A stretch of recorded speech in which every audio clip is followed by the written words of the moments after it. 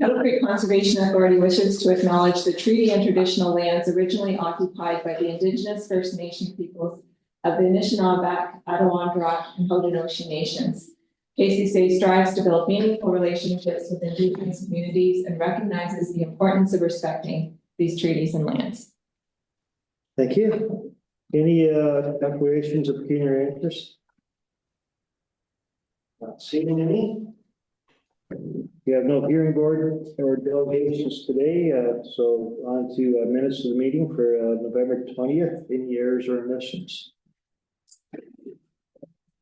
Seeing none, I need a mover and seconder, please.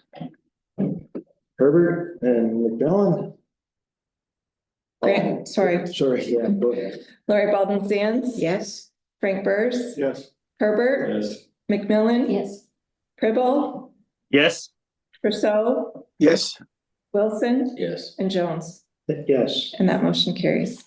Moving down to matters arising. First off is a meeting report. Elizabeth. Actually, I'll let Betsy take That's this. go ahead. Betsy. Thank you, Mr. Chair. Just a sampling of the social media over the last month. So you can see we had 4 classes from Regina Monday out to Kirk Cousins to help with invasive species management. We released a water safety release. We posted for the communications and outreach coordinator position. And we were also lucky enough to have some students from East Elgin's environmental leadership program help us out with some tasks as well. Okay, any questions for Betsy? Okay, go ahead. Through the chair, Betsy, are there internal people that can apply for these positions, or do you always have to go external? Sorry, for what position? Well, the Kettle Creek one, when you're looking for communications and. Case we needed to go external for that one. So there is nobody internal, right? That's what you're saying? No. Okay, thank you. Any questions? If not, moving down to project management, tracking with Elizabeth. So the preliminary audit was completed November 25th to 26th. So that process is well underway. We're submitting already for funding applications for 2025, including the Canada Summer Jobs. Jen was successful in getting funding with the assistance and partnership with Central Elgin for various elements to improve our flood forecasting and monitoring program. One of the elements that we undertook this past month was installing a weather station down in Port Stanley, which is a great addition to that program area and gets us more data when we're looking at flood forecasting. A number of wetland creation projects were undertaken, and as Betsy mentioned, some geography classes were out doing woody invasive management control at Kirk Cousins Management Area. Fanshawe College is secured again for tree planting in 2025 in recognition of their graduating classes. They have, in partnership with us, plant trees in honor of those students. The properties have all been winterized for the season, and we continue to work through the Lake Whitaker Lakeshore Cabin Project. I'm pleased to say that cabins are now being constructed. And we had hoped to have them before Christmas, but then significant weather hit further up north, which is delayed a little bit, but glad to see that that project is on track. Thanks, Elizabeth. Any questions? Don, go ahead. When do we expect the cabins at Lake Whitaker to be finished up? Let Mike answer that one. Thank you, through the chair. I believe early January, they should be ready to go. And then it's going to be weather conditions for delivery. So because they're wide loads, they can't drive on wet roads. So there'll be some delays on their end. So have to have good weather conditions up there and down here, ground conditions. But they should be ready early January as far as being finished. Follow-up question. So how many, through you, Chair, to, sorry, your name? Mike. How many cabins are we getting? 4. 4 cabins. Are those just come pre-built? You put them on some sort of foundation? Yeah, so there's some pre-built and we have a gravel pad built. Okay. Yeah. Thanks. Go ahead, through the chair. When they're built, do you advertise right away, or are they basically rented as soon as you say them open? Like, how does the people know communication to the public that they're available? again, through the chair, so last year was advertised that this project was happening and letting people know that we're anticipating cabins being built for 2025. And we're currently working through kind of the advertising for our launch for that coming up and whatnot, ideally for, likely not for our March 1st opening, but hopefully by April 1st and whatnot, as long as we can hit all the target deadlines. And then advertising like we would for any campsite. First come, first served. Yeah, served through a reservation system, yeah. Do they need a deposit when they say we want to rent it? Still working through that process, but yeah, our anticipation is a security deposit, yes. Okay, thank you. Were you planning on renting it for Christmas? No, I just. Yeah. You get preferential treatment. Kids might be interested, but I just wanted to make sure I was clear on the system on renting. Definitely interested. Where are we at? When can I get it? As soon as you put a well beside each one of them. Okay, any other questions on projects? If not, we'll move down to watershed conditions. Go ahead, Jen. Thank you, Mr. Chair. As Elizabeth mentioned, we were able to install the new Hobo weather station down in Port Stanley, and you can see a picture of it there. It's collects a variety of information, precipitation. It has a really interesting sonic wind device that collects speed, direction, and gusts. It's powered by solar. It has a cellular telemetry system built in, so that you can check the weather at that station at any time online, and it can also be shared to other people as well. It does barometric pressure, relative humidity, temperature, and yes, wind and precipitation. And then we also had a watershed condition statement that was issued earlier this month. We got all that snow and then it all of a sudden decided to melt. So water levels did go up a little bit, not quite as high as in other parts of Southern Ontario, but that was a criteria for water safety. And we also completed snow surveys and ice monitoring for the month of December. Thanks, Jen. Any questions from Jen? Lori, go ahead. If I could, through the chair, please, just quickly, does it also have a camera? The weather station does not have a camera, no. But there are other cameras that were installed as part of that program. Thank you. So it measures the wind speed through sonic, so through sound, whistling through something. What happens when it gets plugged with snow or ice? It has a pretty good cover on it, and it has a little solar adapter as well on top that kind of keeps it. I think it jiggles when it gets covered. So. Go ahead, Sharon. Just through the chair, where's it located? It's located at the Port Stanley Arena. Okay, thanks. Good. This may be a sidebar question, but when you issue a watershed condition statement, does it have an effect on the erosion? Does it have any connection with the erosion continuing because of the water's going up or the water's hitting it? And is there any connection? That's my question. To the chair, when you have high water levels in the watershed, our watershed is very subjected to erosion and sedimentation. So high water levels cause erosion as water moves through the system. Is it part of the criteria of how we issue them? That's based on weather conditions, water levels, ice conditions, a whole bunch of other criteria. Erosion happens because of the way the water moves through the system, but it's not, doesn't dictate how the messages are put out. Does that make sense? It does, but just a follow-up question. Does Central Ogden get a notice of this? Oh, yes, of course. So they do get informed that this could be happening, and I'm just curious because I know it's getting worse down there, so. All of our messages go out to a set of municipal, government, local CAs. There's a whole list of people that the messages go out to, as well as public in general, because it's sent out to the media. Okay, thank you. Any other questions? If not, we have a recommendation that staff reports matters arising A through C be received. Mover sector, Lori, John. Call the vote, please. Alderman Sands. Yes. Burrs. Yes. Herbert. Yes. McMillan. Yes. Pribble. Yes. Rousseau. Yes. Wilson. Yes. Jones. Yes. And that motion passes. Okay. We have no statement of revenue expense today. Oh, sorry, missed correspondence. So we have correspondence from the Minister direction for CAs regarding fee changes associated with planning, development, and permitting fees December 12th. Any comments, Elizabeth? No, Mr. Chair, I think in general, we were expecting the freeze to be extended. This just confirms it.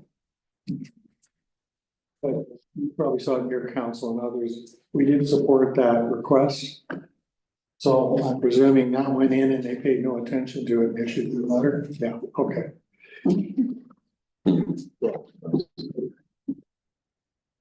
Any questions on the correspondence? Just a motion to receive. Yes. Oh, mover and seconder. Aaron, seconder, Jerry, you want a second? Yes. You. Baldwin Sands. Yes. Burrs. Yes. Herbert. Yes. McMillan. Yes. Pribble. Yes. Rousseau. Yes. Wilson. Yes. And Jones. Yes. And that motion passes. Moving down to new business, item 8, Conservation Authorities Act deliverables. I'll take that. Thank you, Mr. Chair. So as part of the changes to the Conservation Authorities Act, there were a number of deliverables that we had to complete by December 31st of this year.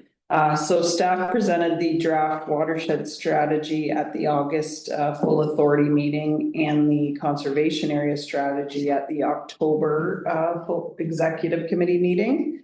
And both of those strategies had a 4-week public consultation process. We didn't receive any substantive feedback. A few comments that were more operational in nature, which we'll consider. So the documents are largely unchanged aside from like formatting and minor editing to get to the final version. In addition, there were a number of other deliverables, the land inventory, which required us to basically create an inventory of all properties that we've acquired throughout our history, an ice management plan, as well as a water an asset management plan and operational plan for our water control infrastructure. So those documents I just noted are all internal documents that don't require consultation and are not required to be posted publicly. So today we're just looking to kind of wrap up all of those deliverables that were to be completed by December 31st. So we're asking that the report be received and further that the watershed-based resource management strategy and conservation area strategy be approved in advance of the deadline, and further that the strategies are made available to the public on the KCCA website. Thanks, Betsy. Any questions or concerns? See any? Not, I need a mover and a seconder for the recommendation. Lori and Jim. Further discussion? Vote please. Baldwin Sands. Yes. Burrs. Yes. Herbert. Yes. McMillan. Yes. Pribble. Yes. So. There it is. Yes. Wilson. Yes. Jones. Yes. And that motion passes. Thank you. Next item B, year-end conservation area expenditures. Go ahead. So I'm pleased to report that based off of the November statements and projections, the authority does have a year-end surplus. This is mainly due to strong efforts from staff to do fundraising, as well as the campgrounds met or exceeded their targets for the 2024 season. So when we have situations like this, there are always a number of items specifically to the campgrounds and the conservation lands, where there's some operational costs that we usually leave to these years where we have a little bit of additional funds. So the three projects that staff are asking to support with some year-end surplus are the ones that were identified in the advanced report. Mainly, there are concrete block compounds at both Lake Whitaker and Dalewood, some plumbing upgrades associated with the lakeshore improvements that weren't supported by the funding that we have in place there, but will certainly support the project and the improvements in that area. And then we have some grading works at the shop that we would like to undertake, and will certainly increase the longevity of that building if those grading works are undertaken. So all of those projects would not exceed $24,000. And so staff are asking to proceed with those year-end expenditures with an upset limit of $24,000. Thanks, Elizabeth. Any questions or concerns? I'd say it's probably money well spent. Nothing, recommendations before you. Sam, Oh, sorry, Sam, did you have a I question? want to know if he wants to move it. Oh, Sam, you want to move it? I'll move it. Have a seconder, please. John? Further discussion? I'll call the vote, please. Baldwin Sands. Yes? Burrs. Yes. Herbert. Yes. McMillan. Yes. Pribble. Yes. Trousseau. Yes. Wilson. Yes. Jones. Yes. And that motion carries. You. After AMC year-end reserve report. So every year at the year end, I try to give you a perspective of where your reserves are at, both for the existing year and looking forward to your budget year next year. As I reported, we do expect a year end positive position of approximately $100,000 to $150,000. That is basically due to the campgrounds overperforming this year than expected, but also very much so lower than budgeted staff expenses with 3 major staff vacancies since August 2024. And then we did have a number of successful fundraising efforts throughout the year. So looking forward to the reserve at year end, I believe there was about $128,000 that was budgeted to draw down from the reserves. That full amount isn't expected to be drawn down for the reserves at the end of the year, leaving us in a good position both for this year, but looking ahead to projects that we're counting on the reserves to fund in 2025. So in the advanced package, I did include a chart that just described both the starting position of each reserve in 2024, which was budgeted to be drawn down, and then what was anticipated at year end. So just a couple of ones to highlight. The general reserve was not touched, mainly because we didn't undertake that environmental assessment for the Dalewood Dam. That's been pushed to 2025, so those funds will support that project next year. In water management, likewise, we didn't need to make that small draw. I don't anticipate making that small drawdown on the reserve this year, which is great news because we want to use some of those funds to support some mapping projects next year. And I believe there's some additional federal and provincial funding coming forth that looks for matching funds to undertake other mapping projects. So we'll be looking to support that in 2025. And then any funds left at the end of the year would really be looking to push to those reserves, both to support anticipated projects in 2025. So any year-end funds left at the end of the year, I'll move those into water management, the wage subsidy reserve, and lands management reserve. The wage subsidy reserve is specifically there just to support those staff that are required to fundraise for a portion of their salaries. So we like to have those reserves there in case we're not successful in raising funds in a given year, provide some consistency. And the lands management reserve, I'd be proposing just to hit that reserve with a little bit of surplus if there's available at the end of the year. That reserve is there to undertake invasive species control on our lands as well as trails management. So all in all, a good year and a positive report for the reserve, both for 2024 and looking ahead to proposed expenditures in 2025. So the motion that I'm presenting is that that transfers to and from reserves be conducted as outlined in the 2024 approved budget and 2024 year-end reserve report. Thank you, Elizabeth. Any questions for Elizabeth? I do. Oh, sorry, Jerry. Go ahead, Jerry. Thanks. Elizabeth, I have a question regarding, I know it states there that then transfer from reserve operating will not be needed. But as of October, there was already some spent. I think I know it wasn't a huge amount, about $3,000. So how will you transfer it into the operating stuff? Or how are you going to deal with the 3,000 if we are not going to draw down from the 128, 260?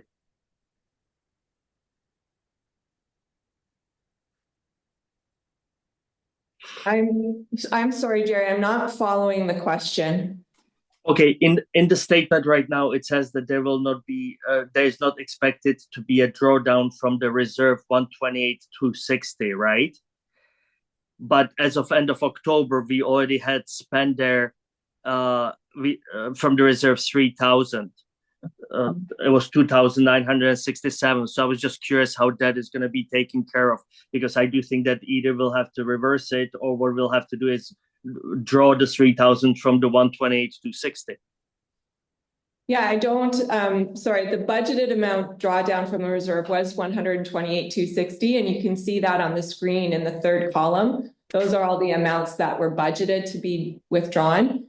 Each one of those line items I've included in the fourth column what I expect, whether I'm going to have to draw down all of that amount or a minimum amount. I don't expect to draw down the full 128,000, as you can see there, but the 2,967 that you mentioned, that's for the Carolinian Forest Festival. And they did already pull that from the reserves to support the festival this year. So that's what you would have seen in the October statements, that pull has already been done, because it was required to conduct the festival this year. Okay, thank you for that answer. In terms of the reserves from capital, end of October, 336,000. Actual year to date was 0. What is expected? Is this what you just presented on the report coming from the capital, or what is in terms of the capital? What are you expecting to be spending at the year end of the capital reserves? So, Mr. Chair, to Jerry, yeah, this is just dealing with the operational reserves. We always deal with the capital reserves at the end of the year, once all the capital purchases are made and the amortization is taken off of that. At this point, I don't expect that there will be a significant drawdown reserves. I do expect that we'll actually be able to push some funds to reserves to prepare for projects moving forward. Okay, thank you. And the last question, lower than budgeted staff expenses due to 3 staff vacancies since August 2024, which we are looking at few months. How is it staffing wise in terms of, again, last 3 staff, so someone else has to do the work. How is that in terms of the atmosphere and capabilities of the current staff and the team? Mr. Chair, to Jerry, we have a great team, as you know, and they've all stepped up during those vacancies. I think we're coming to the end of that. We've now replaced our planning and regulation supervisor, and we just conducted interviews this week for the communications coordinator position. So we're on the other side of those staff vacancies, and all I can say is that you have a great staff that stepped forward and stepped up during those vacancies. Very happy to hear that. Thank you, Elizabeth, and thank you to the entire team. And I have no more questions. And Jerry, I could verify that you walk through the office and everybody's working together, and it's still a great atmosphere, even though I'm sure they're under a lot of stress. Yeah, trying to get stuff done. That's really great. Thank you. Through the chair, I was just gonna echo the same comments that, when you look at, you put your team all steps up, you come up with all these suggestions, and yet look how many weren't even needed. So that's just a team effort, so it's great to have that, here, so anyway, thank you. Okay, if there's no further questions or comments, recommendations before you, need a mover and a seconder to adopt. Frank? Second, I have. Jim, seconds. Further discussion? Seeing none, call the vote. Baldwin Sands. Yes. Burrs. Yes. Herbert. Yes. McMillan. Yes. Cribble. Yes. Trousseau. Yes. Wilson. Yes. Jones. Yes, And that motion passes. thank you. Down to item D, 2025 budget update. Go ahead, Elizabeth. So the draft 2025 budget was circulated out to our member municipalities following the November full authority meeting. So hopefully you saw that correspondence hit your council agendas. We've received no feedback from the municipalities on the proposed budget increase. That letter also advised of our upcoming vote to approve the municipal apportionment. That happens in January. It's a weighted vote, and that's why we do ask for the members to be in person for the January meeting. And we also hold the elections that day. So all those are facilitated much better if we can attend in person. So just a reminder about that. I didn't circulate an updated draft budget at this meeting, mainly because there haven't been significant changes since that November edition. Even the capital purchases that I'm talking about today were in that initial November draft. But I'll continue to just finesse it a little bit as we get some of the year-end numbers from 2024. And an updated version will be circulated in January, or that in advance of the budget vote at the annual general meeting. You can just go to the next slide. So where we are today is basically at this December meeting, taking and adding another little bit of piece to the 2025 budget, and that's the capital purchases. Go to the next one. I already highlighted that one. So I'm just going to take you through those capital purchases for each department area. The general operating expenses, we are looking at a vehicle replacement for next year. We've budgeted roughly $70,000 for that. Scott does a comprehensive review every year of our equipment, all of our equipment, which includes our vehicles, our lawnmowers, golf carts, all of those things. He evaluates it based on just the life expectancy, but mileage, what kind of maintenance it's had over the last year, what type of uses the staff using it. That's all valued out, and they're given ratings in terms of good, satisfactory, or needs immediate replacement. I'm pleased to say we're in good shape. All vehicles are at satisfactory or good replacement, but this is one vehicle that needs to be replaced next year.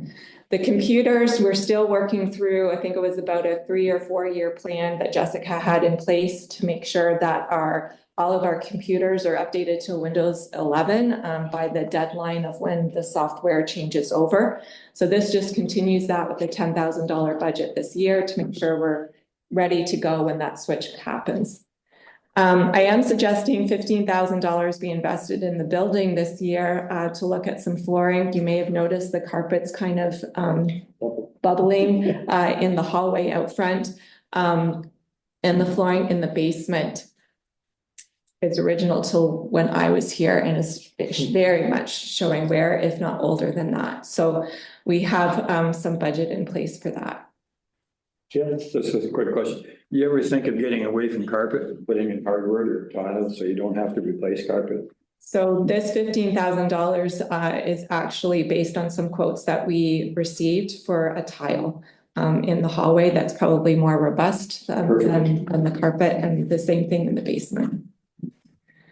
Conservation or lands, I'm going to deal with conservation lands and some of the campground expenses.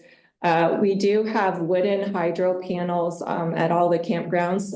We want to upgrade those to is it metal, steel, type of, they have a longer longevity and that brings them up to codes. We want to accomplish that before we do any additional electrical upgrades, because these panels could go at any time. So we're making that investment now to make sure that that infrastructure is in place before we go to the next step of looking at further infrastructure investments. So you can see there's one hydro panel down at Dan Patterson, that's wood. We're replacing that next year and then concentrating on similar panels at both Dalewood and Lake Whitaker.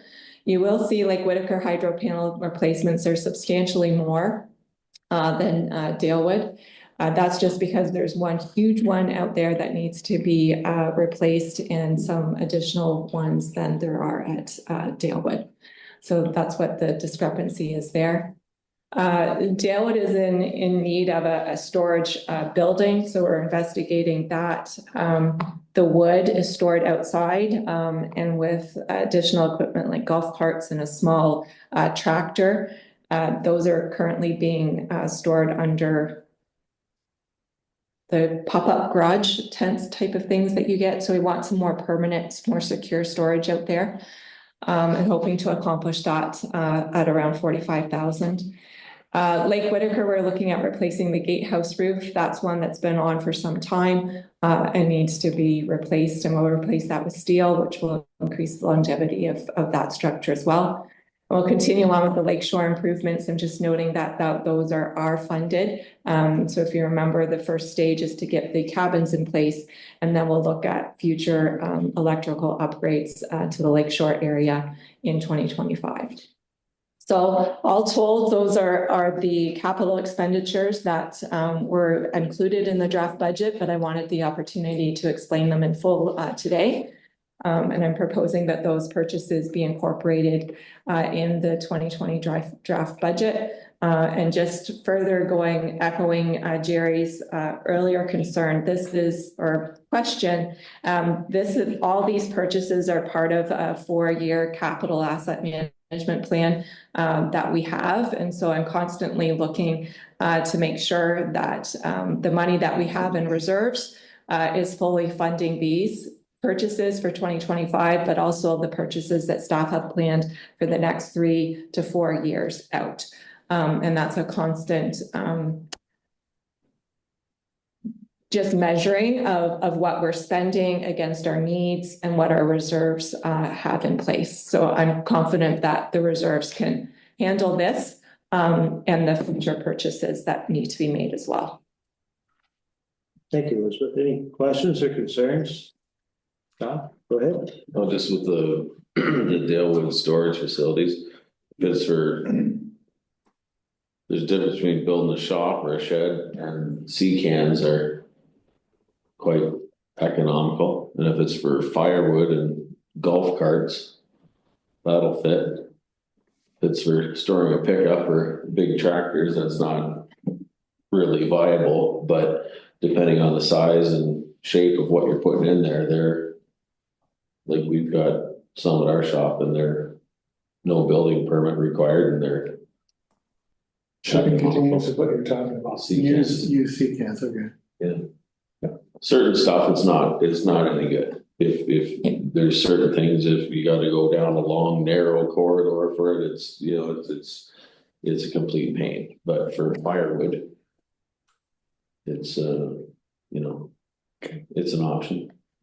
Mr. Chair, to John, staff are exploring all of those options, and the C-CAN option has come up and is one that they're considering amongst other more structure type things. But you're right, it's them deciding exactly what the ultimate use is will decide what the structure is.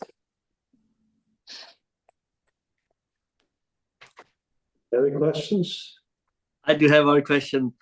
Go ahead, Jerry. Through the chair, Elizabeth, last year we bought this used truck. I think it was 40,000 because we needed a replacement. I don't know if I remember the amount. Was it a good investment? We still have it running good? Yes, all our vehicles are still in working order, and that one is good. That was the important question of the day. Thank you.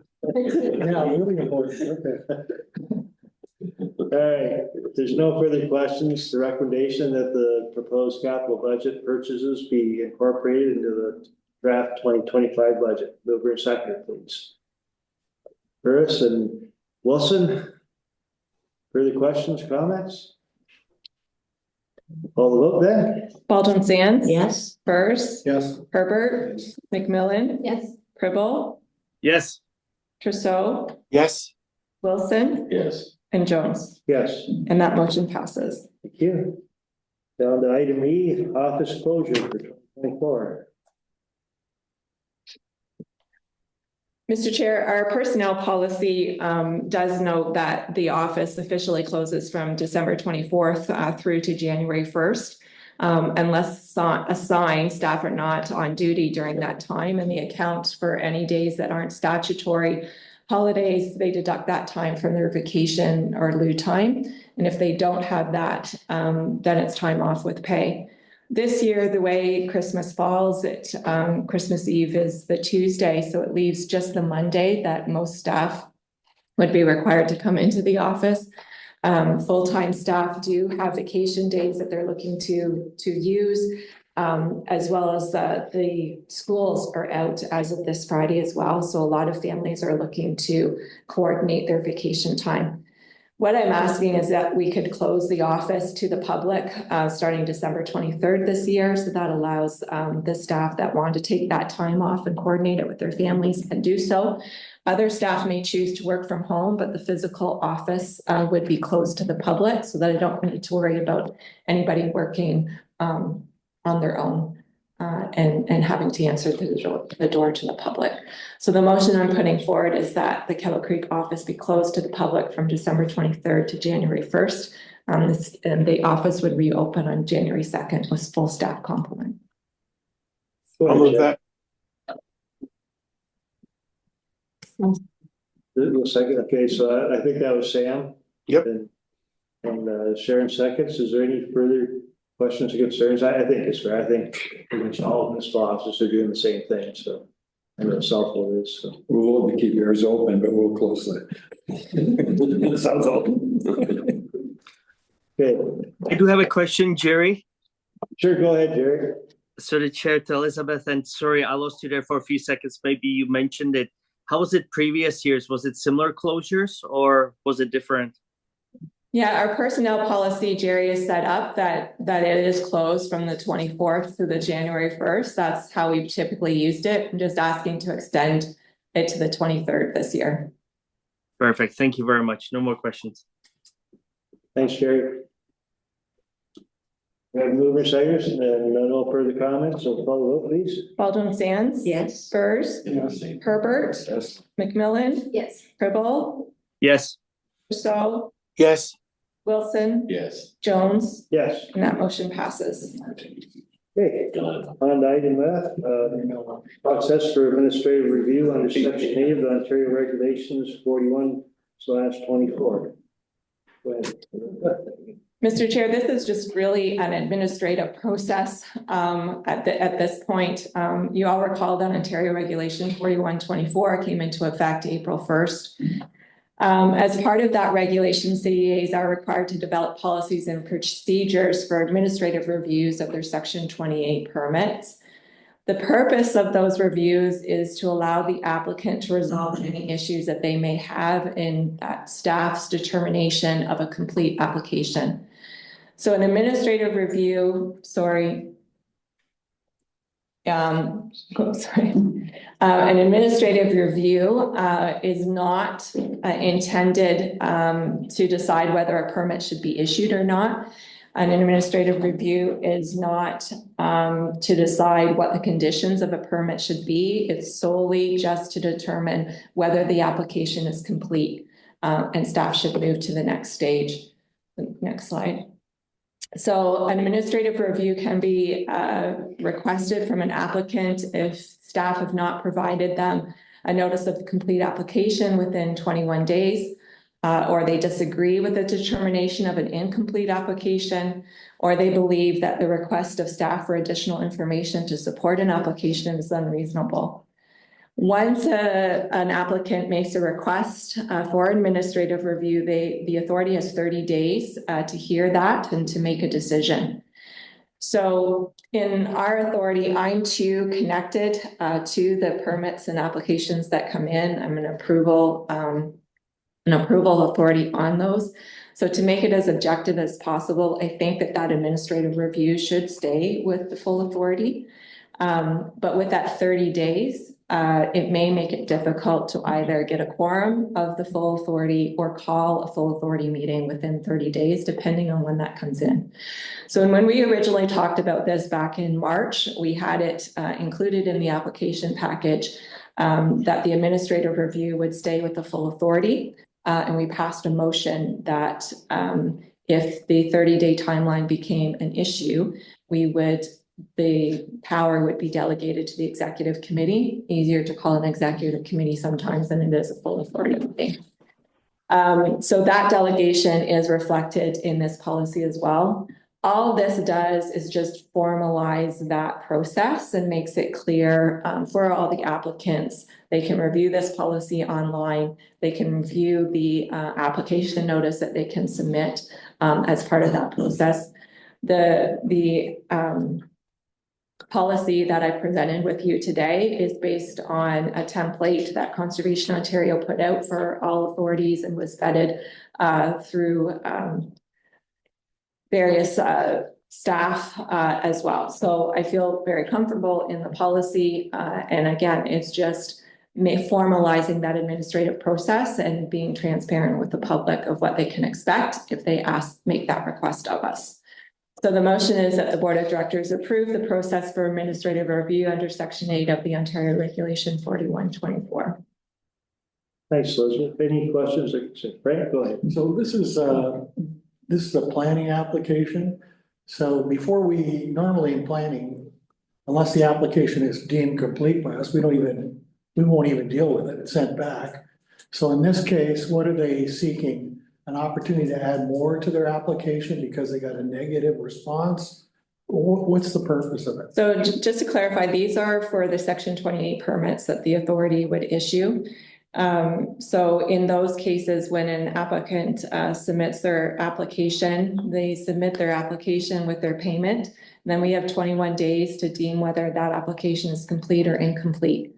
If we didn't give a notice within those 21 days, the applicant can then do an administrative review to try to force why hasn't a complete application or an incomplete notice been issued. Or if they got notice of an incomplete application, they could come to you and say, I disagree with staff's determination that I'm incomplete, or that staff are making unreasonable requests for additional information on me. So this review is just very administrative. It doesn't get down into the nitty-gritty of the permit, the qualities of the permit, whether a permit should be issued or the conditions of the permit.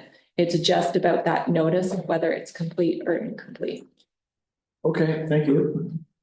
Only if the lines have all been filled out, basically. Yeah. Any other questions? So recommendation that the Board of Directors approves the process for administrative review under Section 8 of the Ontario Regulation 41/24. Mover second, please. John and Frank, further discussion? Call the vote, please. Alderman Sands? Yes. Burrs? Yes. Herbert? Yes. McMillan? Yes. Tribble? Yes. Trousseau? Yes. Wilson? Yes. And Jones? Yes. And that motion passes. Thank you. And down to our last item, monthly planning regulations report. Go ahead. So yeah, it's submitted as presented. I'm open for questions, but otherwise it's a pretty standard report for the month. Any concerns? I'll move it. Sam moves. Seconder, Jerry? Yes. Oh, there you go. Call the vote, please. Baldwin Sands? Yes. Burrs? Yes. Herbert? Yes. McMillan? Yes. Tribble? Yes. Trousseau? Yes. Wilson? Yes. Jones? Yes. And that motion passes. Okay. I think we have time to go through closed session before people come from the Wild family. for presentation, so we want a motion to go into closed session for salary proposal and legal matter. So, Sharon and Lori.